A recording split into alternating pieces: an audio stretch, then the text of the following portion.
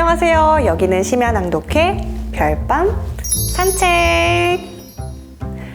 저는 여러분의 별밤 산책지기 임예은입니다. 오늘 하루도 정말 고생 많으셨습니다. 책과 함께하는 이 시간이 여러분에게 힐링이 되길 바라봅니다. 자, 그러면 시청자 사연부터 만나볼까요? 경기도 수원시에서 이유리 님이 보내주셨습니다. 안녕하세요. 저는 결혼 6년차 30대 직장인 주부입니다. 맞벌이 하면서 살림도 하다 보니 늘 시댁을 잘 챙기지 못해 마음 한쪽에 시부모님께 죄송한 마음을 갖고 있는 며느리입니다. 특히 저희 아버님은 은퇴 후 무료한 시간을 보내고 계신데요. 요즘 들어 더 우울해 보이시기도 합니다. 아버님께 힘과 위로를 드리고 싶어요. 너무 무겁지는 않으면서 쉽게 읽을 수 있는 책이면 좋겠습니다. 네, 이유리님 사연 감사합니다. 시아버님을 생각해서 이렇게 사연까지 보내주시는 며느리가 또 있을까요? 예쁜 마음을 가지신 유리님께는 특별히 책 2권 추천해 드릴게요. 첫 번째 책은 단 하루 만에 쉽게 읽을 수 있는 부담 없는 책. 그대 늙어가는 것이 아니라 익어가는 것이다 입니다. 어떠세요? 이 제목에서부터 딱 읽고 싶어지지 않나요? 이 책의 부제도 다름 아닌 우아하게 나이 드는 법입니다.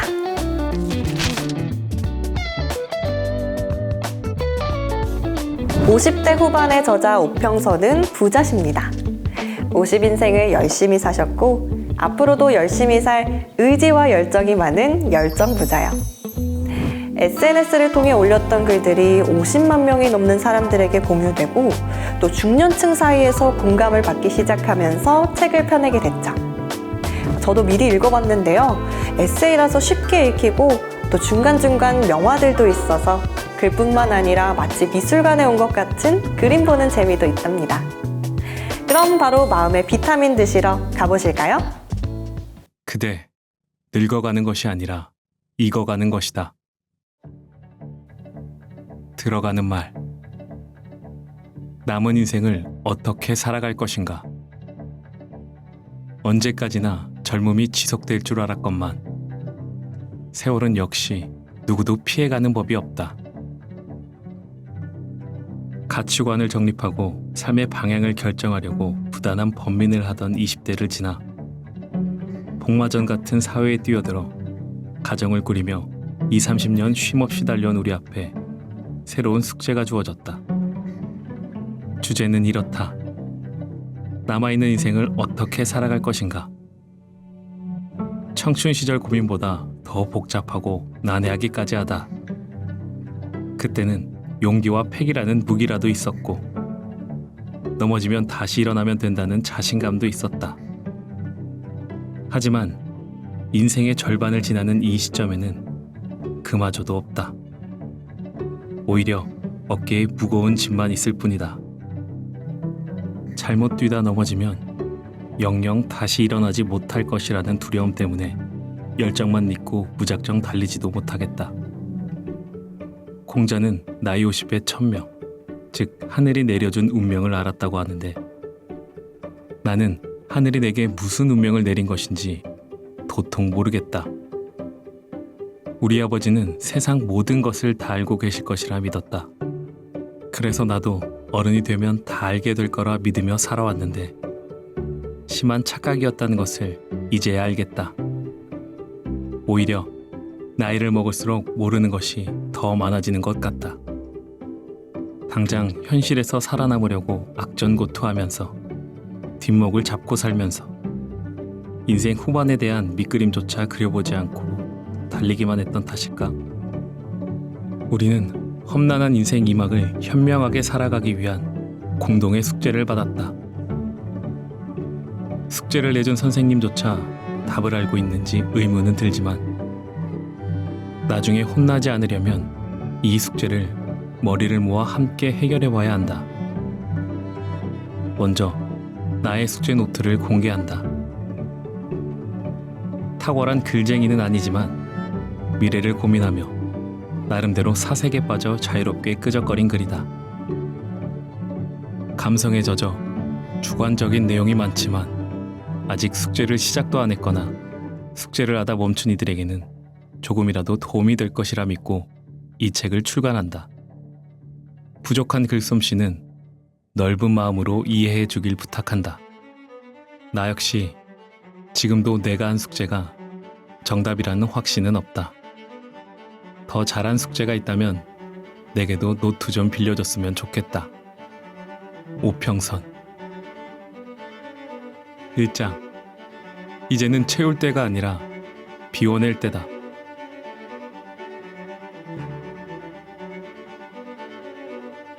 모서리가 부드러운 나이. 모난 바위도 세월이 흐르면 풍파에 깎여 두루뭉술 유연해진다. 이는 사람도 마찬가지다. 세월을 꿰먹은 나이가 되어서도 여전히 모가 나 있다면 인생을 잘못 살아온 것 아닐까? 모난 돌이 정 만든다라는 말이 있다. 젊을 때야 삶의 경험이 부족하고 좌충우돌 도전하는 시기이니 모가 좀 나 있더라도 괜찮지만 인생 수업을 제법 한 나이가 되었다면 나의 모서리를 점검해야 한다. 아주 좋다거나 아주 싫다거나 극단적으로 모난 성질은 감춰야 할 때다. 자기 주관을 없애야 한다는 말은 아니다. 타인의 다양한 생각을 받아줄 수 있는 둥글둥글한 유연함과 공감 능력을 갖추면 된다. 과거를 돌아보면 강하게 주장했으나 정답이 아닌 것이 참 많았음을 깨닫는다. 내가 틀릴 수도 있다. 그러므로 아는 길도 물어가는 겸손과 바쁠수록 돌아가는 여유를 갖춰보자. 운무가 낀 눈으로 세상을 보고 있다면 산 정상에 올라 아래를 내려다보는데 운무가 잔뜩 산봉우리를 뒤덮었다. 마치 망망대해를 보는 듯하다. 기대했던 봉우리가 보이지 않아 눈앞이 막막해질지라도 바람의 방향이 바뀌면 운무는 결국 거치기 마련이다. 포기하지 말고 조급해하지 말고 기다려라. 운무가 낀 눈으로 미래를 속단하지 말고 운무가 낀 마음으로 과거를 판단하지 마라. 운무가 거친 자리에 꿈처럼 드넓은 전망이 펼쳐질 테니 자신이 친 철책을 허물어라. 인간은 본디 강한 듯하지만 나약한 존재다. 경쟁에서 살아남기 위해 강한 척하며 사는 것뿐이다. 보고도 적으로부터 자신을 보호하려 몸을 부풀리듯 인간은 자신을 지키기 위해 많은 철책을 치고 산다. 그런데 자신을 지키려고 친 철책이 어느 순간 자신을 가두는 감옥이 되어 끝내 옴짝달싹 못하는 처지가 되기도 한다. 사냥꾼도 가끔은 짐승을 잡으려고 쳐든 올무에 자기 발이 걸려 낭패를 본다. 당신은 지금 주변에 어떤 철책을 치고 있는가? 그 철책이 삶의 또 다른 가능성을 막고 있지 않은가? 나의 본래 모습을 올가매고 있지 않은가? 이제 서서히 철책을 허물 나이가 되었다. 그 철책은 남이 허물어 줄 수 없다. 그 철책은 오로지 나만 허물 수 있다. 철책을 걷고 마음을 열면 바람이 들어온다.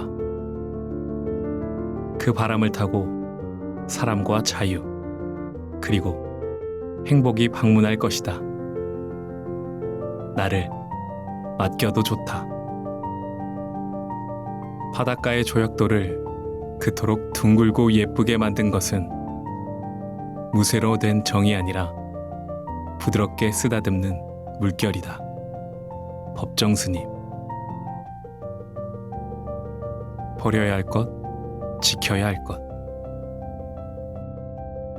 지금까지 10손가락을 움켜쥐고 아무것도 놓치지 않으려 안간힘을 쓰며 살아왔다면 이제는 꼭 가져야 할 최소한의 것만 두고 나머지 손가락을 풀어 과감히 놓아버려라. 다 쥐고 있으려 아등바등하다 정작 중요한 것을 쥐고 있는 손가락에 힘이 빠져 나도 모르는 사이 풀려버릴 수 있다. 그러니 먼저 놓아버릴 것은 아낌없이 놓아주고 중요한 것에 힘을 몰아 더 꽉 쥐자. 쉬운 일은 아니다. 그것을 얻기 위해 청춘을 바쳤고 가족이 원할 때 곁에 있지 못했으며 개인의 삶과 안락도 포기했는데 어찌 쉽게 놓을 수 있을까? 하지만 지금이라도 놓아주는 훈련을 하지 않으면 끝내 행복의 맛을 느끼지 못한 채 미련과 아쉬움만으로 나머지 삶을 채우며 살아가야 할지 모른다.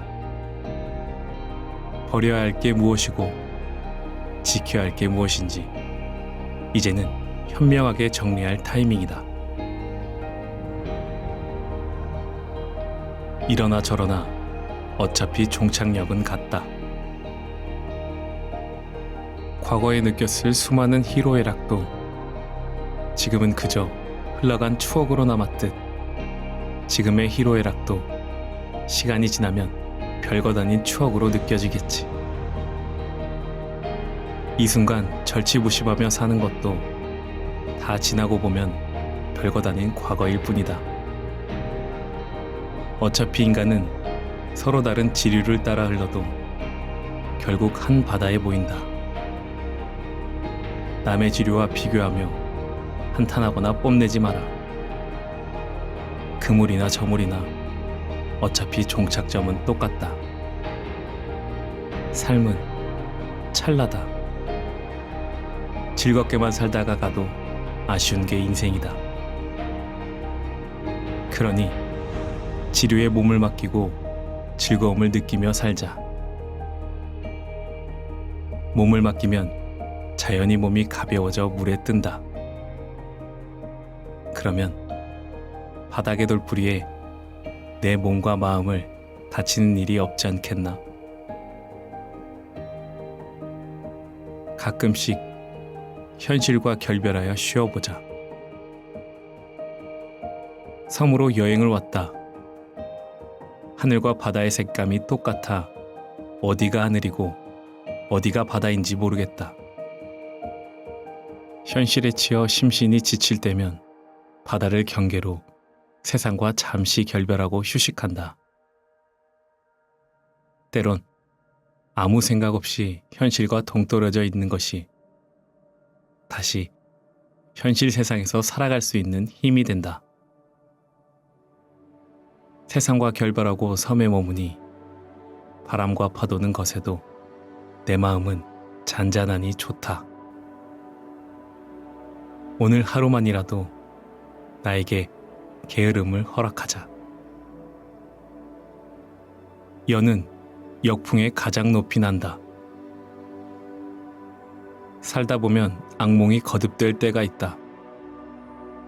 두 손 다 들고 항복하고 싶은 순간 벼락이 치고 폭우가 내리고 폭풍이 함께 기습하는 것만 같은 순간 이럴 때면 나는 안달하고 집착하고 괴로워했다. 그러나 지금은 마음을 완전히 비운다. 그리고 지나갈 때까지 그냥 기다린다. 아무리 발버둥 쳐도 해결할 방법이 없다면 더는 괴로워할 이유가 뭐 있겠나. 남들은 평탄한 길만 걷고 나만 굴곡진 길을 걷고 있다는 착각으로 자신을 스스로 괴롭힐 이유도 없다. 때론 그냥 관망하듯 바라보는 것도 필요하다. 때론 그저 내려놓는 것도 필요하다. 내 마음을 뒤흔드는 악천후도 때가 되면 언제 그랬는지 모르게 파란 하늘로 얼굴을 바꾼다.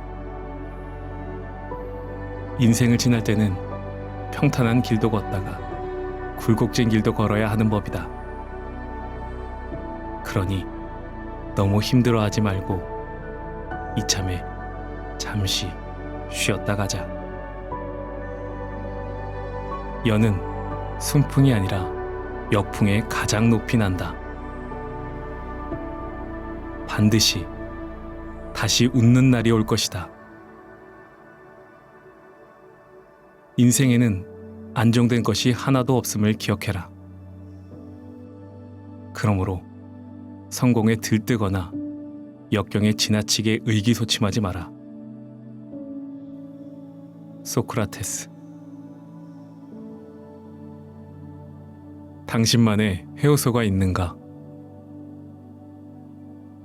육체의 노폐물을 비우는 일은 빠짐없이 하면서 정신에 쌓인 찌꺼기를 비우는 일에는 소홀하다. 무엇이든 제때 비우지 않으면 탈이 나듯이 정신에 쌓인 노폐물도 제때 비우지 않으면 터지고 만다. 콜레스테롤이 쌓이면 합병증이 생기고 자칫하면 훅 간다는 사실은 잘 알고 있는데 정신에 쌓인 노폐물은 훗날 어떻게 될지 걱정하지 않는다. 곳곳에 있는 공중 해오소처럼 정신의 찌꺼기를 비울 수 있는 해오소도 거리에 더 많으면 좋겠지만 그렇지 않으니 각자 우리만의 해오소를 마련해야 한다. 당신의 해오소는 어디인가?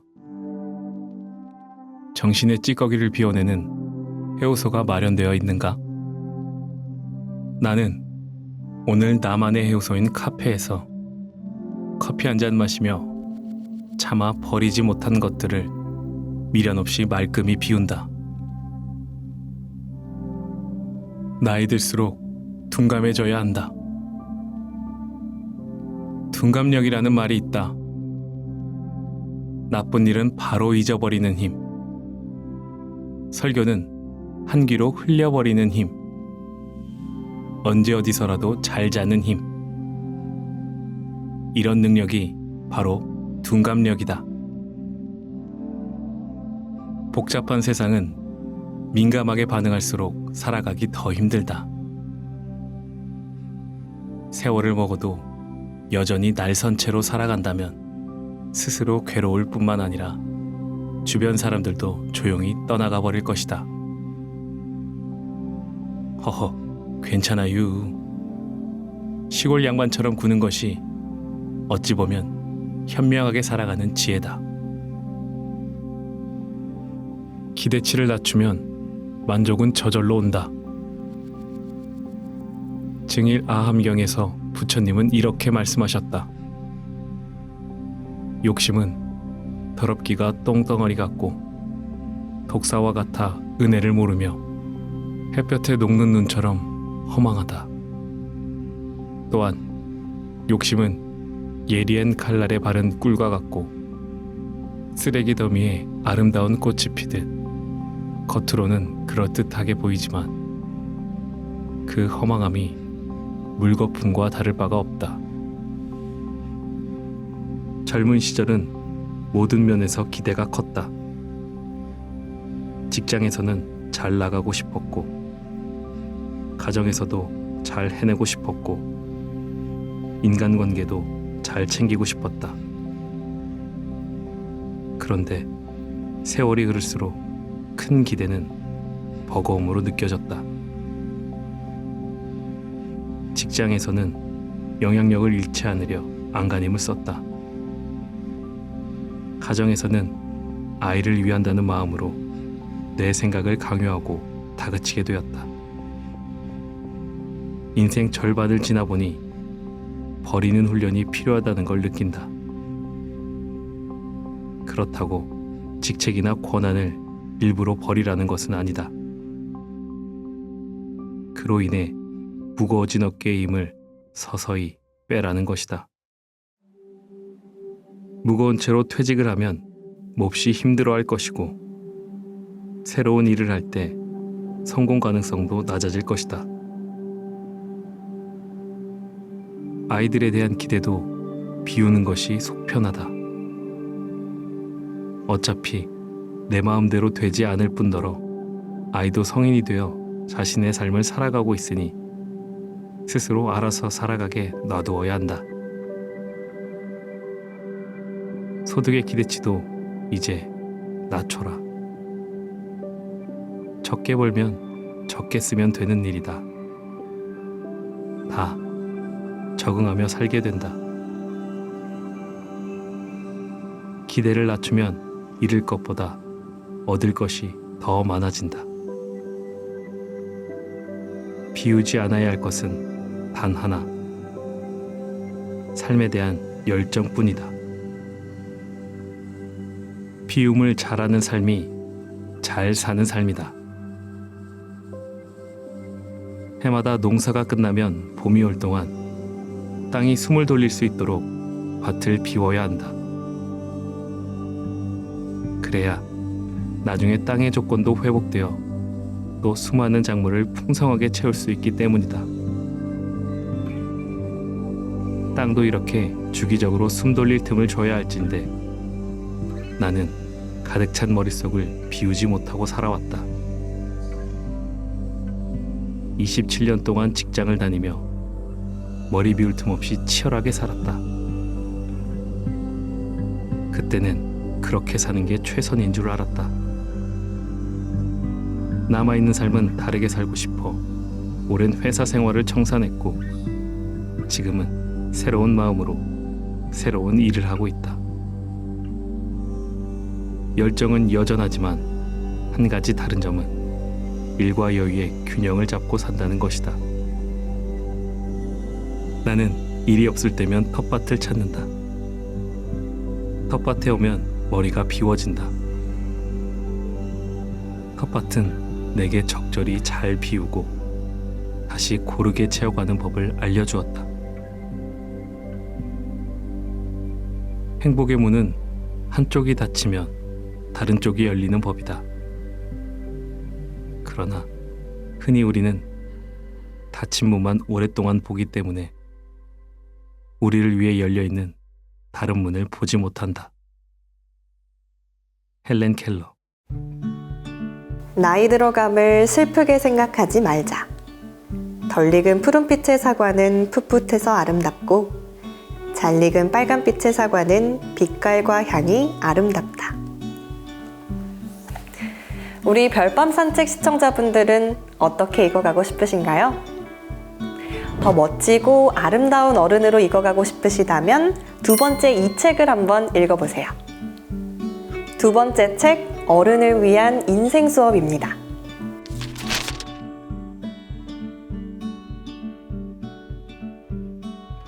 수업이라고 했으니 가르쳐주는 선생님이 계시겠죠? 이 저자는 대한민국에서 사랑받는 대만 작가 류시안입니다. 하버드대학교 심리학 박사로서 그간 다수의 심리학 저서를 통해 많은 독자들의 인생 문제를 해결하며 더 나은 삶을 제시해줬죠. 인생을 잘 산다는 것은 무엇일지, 또 행복한 인생을 위해서는 어떤 선택을 해야 되는지 누구나 궁금해할 이 질문의 답을 찾으러 인생 수업 듣겠습니다. 어른을 위한 인생 수업 류시안. 한국 독자들에게 이 책의 한국어판 서문을 쓸 수 있게 되어 무척이나 영광이다. 10권이 넘는 지난 나의 저서 중 가장 모자람 없이 번역된 것이 바로 한국어판이었다. 전에 DJ로 활동하러 갔던 2번을 포함해 서울로 몇 번 출장을 간 적이 있다. 그때마다 잊지 못할 만큼 극진한 대접을 받았다. 아마도 난 한국 문화, 그리고 한국 사람들과 상당한 인연이 있는 것 같다. 이 책은 작년에 대만에서 출간되었다. 코로나19가 전 세계를 휩쓴 지 이미 1년이 지난 시점이었다. 당시만 해도 나는 조금의 희망을 품고 있었다. 모든 게 곧 좋아질 거라고 믿었다. 여전히 오르내리기를 반복하고 있다. 바이러스는 우리와 숨바꼭질을 하고 있는 듯하다. 조금 전까지 이곳을 휩쓸다가 어느 순간 또 모습을 바꿔 저곳에서 불쑥 나타난다. 그러나 우리는 포스트 코로나 시대로 들어섰다. 이 불청객 앞에서 이제 이것이 사라지지 않는다는 사실을 받아들일 수밖에 없다. 하지만 나는 우연히 일어난 일은 없다고 믿는다. 바이러스의 출현은 우리 인류가 일삼은 오만방자한 발전과 어느 정도는 절대적인 인과관계가 있다. 언젠가 인터넷에서 마음에 드는 글을 보았다. 코로나는 지구라는 모친이 우리라는 아이에게 방으로 돌아가 벽을 보고 반성하라고, 무슨 일을 저질렀는지 생각해보라고 명령하고 있는 것인지도 모릅니다. 이 모든 것이 지나간 후 우리가 자기 자신을 새롭게 점검하지 않고 자신의 인생을 새롭게 평가하지 않는다면 그저 과거의 업무 패턴과 소위 일상으로만 서둘러 돌아가는 격이 될 것이다. 그렇다면 정말 부끄러울 것 같다. 이 책을 탈고할 때 황동혁 감독의 오징어 게임이 전 세계적으로 인기를 끌면서 한국이 큰 주목을 받았다. 나도 이 작품을 무척 좋아한다. 간혹 일각에서는 작품의 폭력성을 비판하지만 나는 동의하지 않는다. 작품 속에서의 죽음은 각각 상징하는 바가 있고 살아남은 자의 이유 또한 내포하는 의미가 있다고 보기 때문이다. 456번이 살아남은 건 그에게는 천성적으로 낙관적인 면이 있고 선에 대한 일말의 믿음이 있었기 때문이라고 생각한다. 오징어 게임은 결국 긍정적인 드라마인 것이다.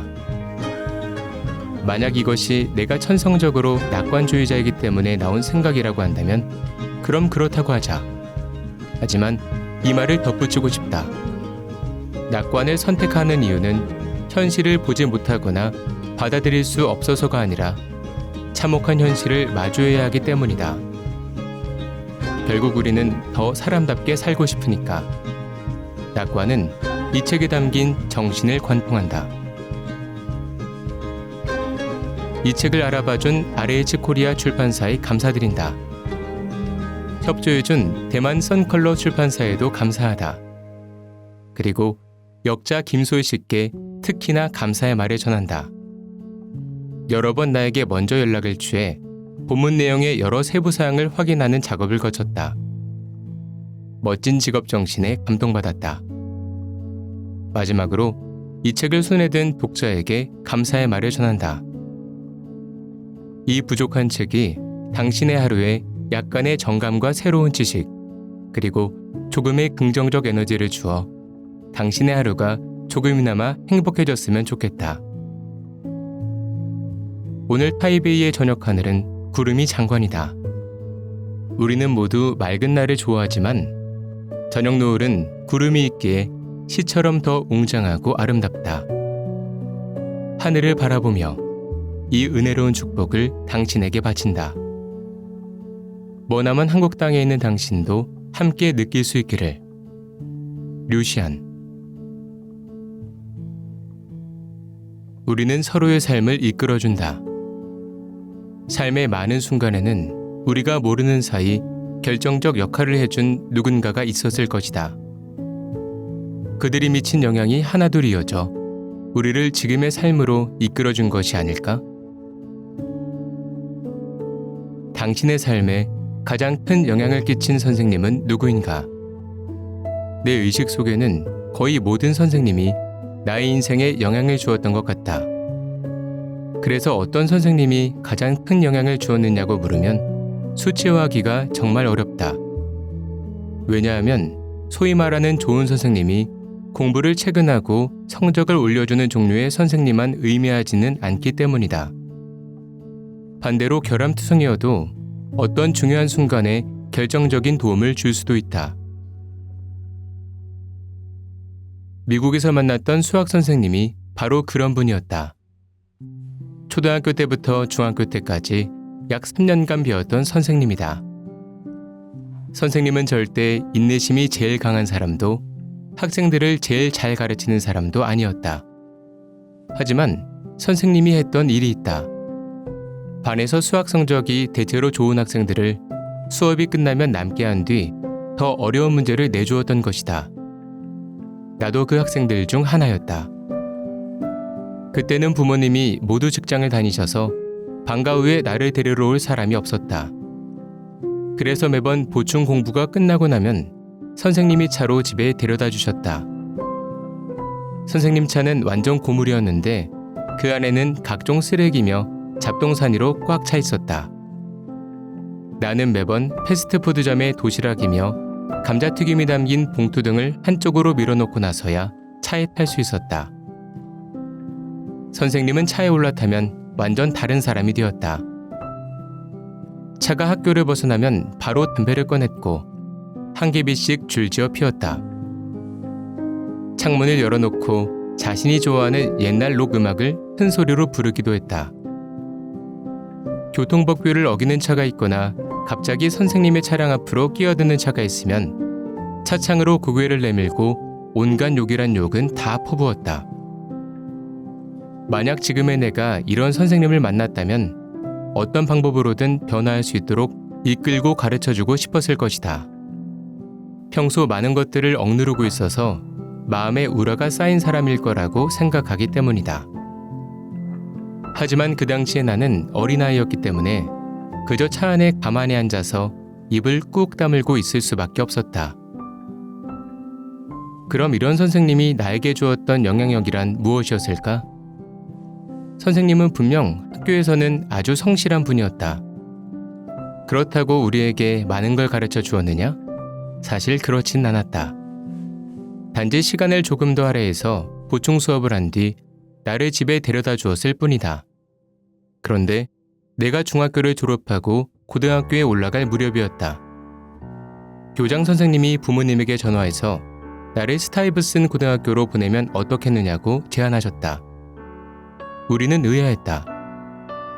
우리 집은 뉴욕의 교회에 있었고 대부분 집 근처에 있는 고등학교로 진학을 했기 때문이었다. 알고 보니 수학 선생님이 강력하게 제안해서 교장 선생님이 집으로 전화를 하신 거였다. 아마도 선생님은 나에게서 더 큰 잠재력을 보시고 인재를 사랑하는 마음에서 한 행동이었을 것이다. 다만 그전까지도 나는 선생님이 내게 그런 기대를 갖고 계신 줄은 꿈에도 몰랐다. 그 뒷이야기라면 나는 정말 스타이브슨 고등학교에 진학했고 또 그곳에서 하버드대로 진학했다.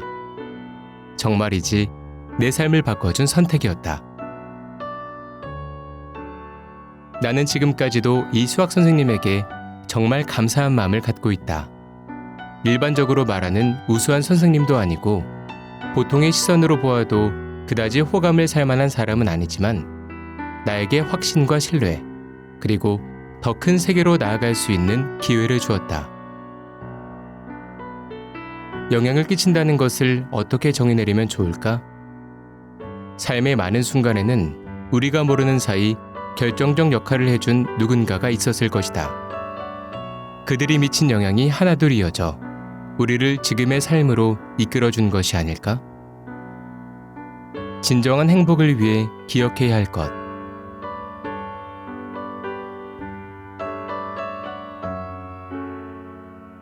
행복한 인생이란 무엇인가? 돈을 많이 벌수록 만족감이 높아질까? 사실 언제나 그렇지는 않다. 돈이 할 수 있는 역할은 그저 우리가 가진 조건을 최적화할 수 있도록 돕고 더 많은 기회와 자아 성장의 가능성을 주는 것이다. 여기 세 사람이 있다. 첫 번째 사람은 연봉이 4만 달러, 두 번째 사람은 12만 달러, 세 번째 사람은 20만 달러다. 세 명 모두 33세의 미혼 남성이다. 자, 이들 중 삶의 만족도가 가장 높은 사람은 누구일까? 똑똑한 당신은 이렇게 대답할지도 모른다. 만족감이라는 것은 주관적인 문제이니 각자의 성격 차이도 고려해야죠. 이 질문은 애초에 문제가 있네요. 인정한다. 만족감은 상당히 주관적인 것이다. 그러나 2018년에 여론조사기관 갤럽이 전 세계적으로 진행한 생활 만족도 조사 결과 보고서에 따르면 170만 명의 설문지를 토대로 통계를 냈더니 연봉과 생활 만족도는 정비례 관계를 보였다. 바꿔 말하면 많이 벌수록 만족도가 높다는 것이다. 하지만 연소득이 만족점이라고 부르는 수준을 넘어가면 정비례 관계는 힘을 잃었다. 심지어 어떤 상황에서는 많이 벌수록 오히려 만족도가 떨어지는 경우도 있었다. 만족점은 국가와 지역 지리에 따라서도 차이를 보였다. 호주와 뉴질랜드는 만족점이 12만 5천 달러로 세계에서 가장 높다. 라틴 아메리카와 카리브해 지역은 3만 5천 달러로 만족점이 가장 낮았다. 동아시아의 만족점은 11만 달러다. 이를 바탕으로 추론해보면 처음에 했던 질문의 답은 연봉 20만 달러를 받는 사람이 될 것이다. 하지만 연봉 12만 달러를 받는 사람 역시 20만 달러를 받는 사람과 비슷한 만족감을 느끼게 된다. 그리고 4만 달러를 받는 사람은 라틴 아메리카나 카리브해 지역에 살지 않는 이상 대부분은 세 번째로 뒤떨어질 것이다. 나의 행복은 어디에 있는가? 이쯤에서 한번 생각해보자.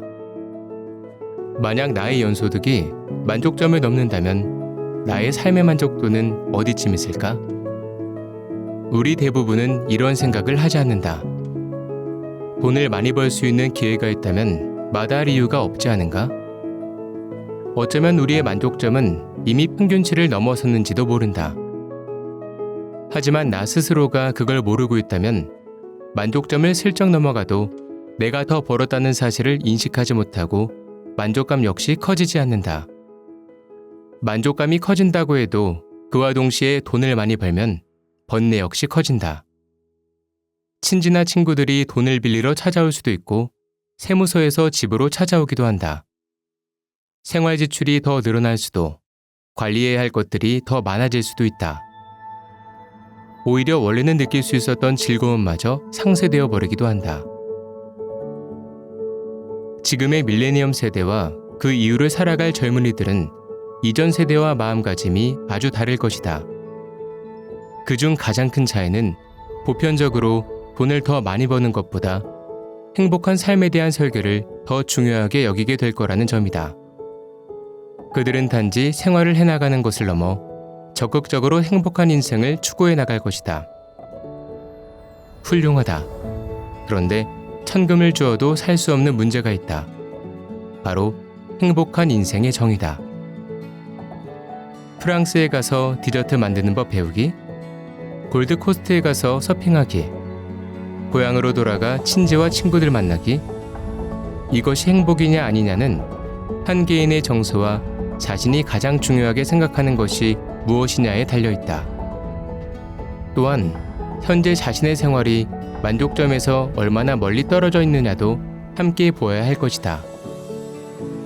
이 모든 게 너무나 주관적이라는 생각이 들면 소득선을 가지고 내가 만족을 느낄 자격이 있는지 따져볼 수 있지만 아무래도 이건 너무 잔인하다. 우리는 누구나 자기 자신에 대해 조금 더 알고 싶어 한다. 하지만 기준이 없는 상황이라면 어떤 방법으로 나의 인생을 가늠해 볼 수 있을까? 삶을 점검하는 4가지 질문. 네덜란드의 사회학자 위트 베인호버는 행복한 인생이라는 주제로 한 연구에서 흥미로운 구분법을 제시했다. 외적 대 내적과 기회 대 결과로 구분한 두 개의 선을 수직으로 교차해서 사분면을 만드는 방법이다. 각각의 면은 외적인 기회, 내적인 기회, 외적인 결과, 그리고 내적인 결과로 구분된다. 외적인 결과란 성취와 재산, 그리고 사회에서 이미 얻은 명성 같은 것이다. 외적인 기회는 사회와 경제 발전, 취업의 기회, 회사 내에서의 승진의 기회 등을 포함해 당신이 살고 있는 곳의 입지 조건을 말한다. 내적인 기회는 몸과 마음의 건강, 미래에 대한 전망, 삶에 대한 기대 등을 뜻하며 내적인 결과란 스스로가 이미 이뤄낸 심신의 상태를 말한다. 이 구분법은 아주 중요하면서도 자주 잊히는 인간 본성의 특징을 참작했다. 그것은 바로 우리가 현재 느끼는 기쁨과 만족감은 반드시 미래에 대한 희망까지 고려된 상태라는 것이다. 만일 오늘 나는 좋은 하루를 보냈지만 사회 분위기가 절망적이라는 생각이 들면 보수적이고 비관적으로 변할 가능성이 크다. 심하면 현재의 행복마저 누리지 못한다. 이와 반대로 지금 나의 수입은 아주 적지만 현재 기회가 많고 내면의 성장이 기대되는 일을 하고 있을 수도 있다. 이것을 인지하는 것만으로도 아주 큰 원동력이 생기고 스트레스를 능히 감당하려 할 것이다. 앞의 구분법을 활용한 표를 통해 나 자신과 내가 가진 조건의 점수를 매겨보자. 각각 0에서 10까지 점수를 매겨보고 해당 점수를 내린 이유에 대해 적는다. 다 적고 나면 다시 한번 보면서 점수 분포를 살펴본다. 예를 들어 내적인 기회는 높은 점수를 주었는데 외적인 기회는 낮은 점수를 주었다면 나의 주변 환경을 바꿔야 하는 건 아닐까와 같은 사유를 해봐야 할 것이다. 외적인 결과는 점수가 높은데 내적인 기회의 점수가 낮다면 너무 돈 버는 일에만 바빠서 심신의 성장에는 소홀했던 게 아닐까 하고 자신에게 질문을 해봐야 한다. 물론 만족스러운 인생이란 단순히 이 표를 만족시킨다고 해서 완성되는 것이 아니다. 하지만 달랑 만족점 하나만 갖고 따지는 것보다 이 구분법이 훨씬 더 의미 있다. 우리는 돈이 만족감의 유일한 근원일 수 없다는 것을 잘 안다. 돈이 할 수 있는 역할은 그저 우리가 가진 조건을 최적화할 수 있도록 도와주고 우리에게 더 많은 기회와 더 많은 자아 성장의 가능성을 주는 것이다. 나의 삶을 제대로 점검해보자. 그런 다음 자원을 분배하고 계획해보는 것이다. 나 자신에 대한 투자로 나의 기량과 취미를 키우고 가족과 더 많은 시간을 함께하고 소통하자. 배우자, 부모님, 그리고 가족들과 서로의 만족도 점수를 가지고 이야기를 나눠보고 공감대가 있는지 살펴보는 것도 좋다. 그 과정 안에서 내가 인지적으로 구축해 나가야 할 다리를 보게 될지도 모른다. 더불어 전에는 깊게 생각해보지 않았던 근심과 바람을 찾게 될지도 모른다.